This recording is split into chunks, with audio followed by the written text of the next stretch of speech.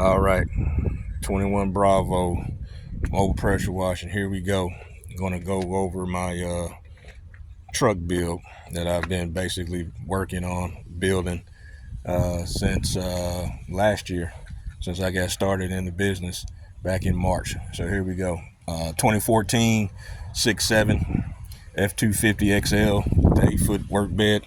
Converted my farming operation over, all right, to allow for a truck build for the pressure washing operation. So I got my big boy 300-gallon tank, okay, skid mount, all right, sitting flush back up against the bed. That's about 4 feet, and the other 4 feet is the rest here. Let's see, we got our marine battery box. We got our inlet hose to our general pump float valve is on the inside. I got it set right at about 100, maybe 125 gallons. All right, that's way more than enough to get started on a any type of work. Really 50 gallons to get it going though. But at any rate, and then we've got the Flexzilla. All right, Flexzilla Pro hose reel. I got it cocked up on a brick, so all I got to do is pull it out. All right, it rides over the rail. This is the bad boy that got me started last year. This is a Simpson. All right, 4 GPM, 40. I think it's 42 or 4400 psi. And bought it off of Lowe's.com last year, right at $1,000. Okay, got a military discount, but that's what got me in the game last year. Okay, learning, doing business, house wash, roof wash, concrete, patios, apartment building complexes, all cold water, and that's what got me in the game. So we made some upgrades over the weekend, and so shout out to my pressure wash business.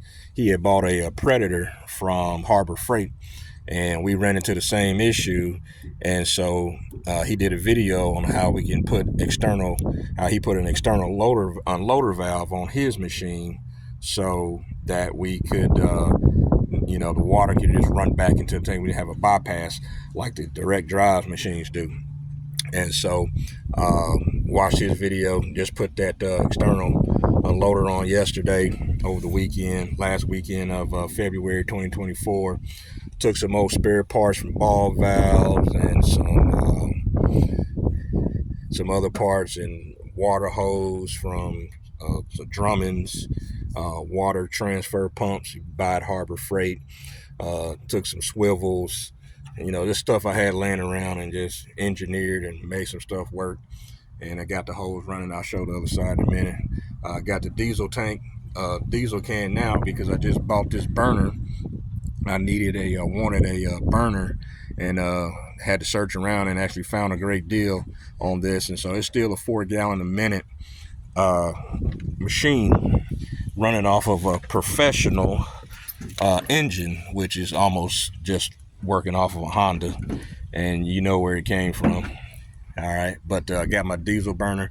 It goes up to 100 degrees, which is fine for now. It's a good start, minimal investment. And so we got that. It's an AGT industrial. Been sold a lot in the agricultural space over the last year or so, and so I was able to find one. Got my poly braid hose hooked into the pump to keep my water flowing, which is connected to a covert, out of sight, out of mind sump pump that I have inside. So there's that line. All right, there's the side of the new machine. There's the hot box. Like I said, it only goes up to 100, but it's all good. And this PW420 is a company called, the motor is called Professional. All right, but it's basically working off of a Honda. In my opinion, I did the research on them. It's basically coming off of a Honda motor, pretty much. 13 horsepower, runs great. Got my vise on top. I'm eventually going to get me a another hose reel put up here. I'll put a hose reel on top. I've already got 100 foot. This one only came with about 30 feet of hose, but it's all good. All right, we'll get a hose reel to go on top. And there's that Drummond's water pump that still works. Just took some parts off of it. Still may keep it there, not sure. Just drilled this hole for the water line, okay, coming off of the bypass. So when the water comes out, when I'm off the trigger, I just drill this using these rail hooks to tie down stuff. All right, it'll just shoot into the to the tank. And like I said, there's the poly braid hose that comes out. What's underneath there or inside is the sump pump. So this is my build. Like I said, diesel can. I carry gas too. I pull a trailer if I need to haul for extra water. I got a trailer, but it's primarily for my lawn care equipment. I do lawn care service too as well in the property preservation industry. As well, and doing pressure washing too. So, but hey, there's my build, truck build, 8-foot bed, 6'7". You got a long truck bed, hey, put it to work, put it to use that space. As you can see, I still got space just to maybe throw some little knick-knack stuff in the back, carry around though. But for the main reason, I'm able to carry this new hot box, and I can, you know, Simpson's been riding in the back the whole time. Now I used to carry a 275 tote. That's what got me started, but it was real narrow and I didn't like the aesthetics of it all the time, so I went ahead and invested in that 300-gallon tank. You know, spent a little money on the tank, you know, maybe about a little over 800, but these tanks are high speed, high thick plastic. They'll keep the sun out, and you know, you can have, you know, fresh clean water in there at all times. Even in the summertime, you won't get your algae. You won't have the algae buildup and everything. So, and that's the name of the company. They got one there here close to Memphis in Olive Branch, Mississippi, and I went and picked it up, and it's been on ever since. So, all right, we'll upload this video. Maybe this may give some ideas to somebody else, but here's my build. Everything's works for me.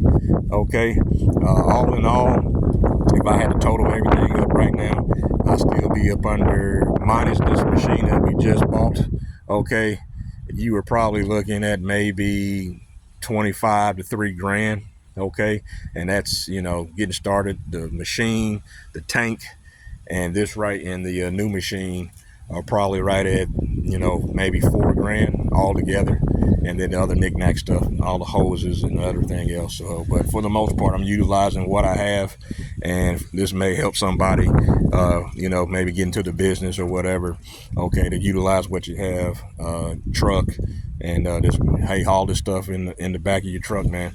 Plumb it up, set it up the way. I've seen a lot of video guys with setting these videos up. I mean, these truck builds up, and they work just great for them. All right, until they decide to do something else.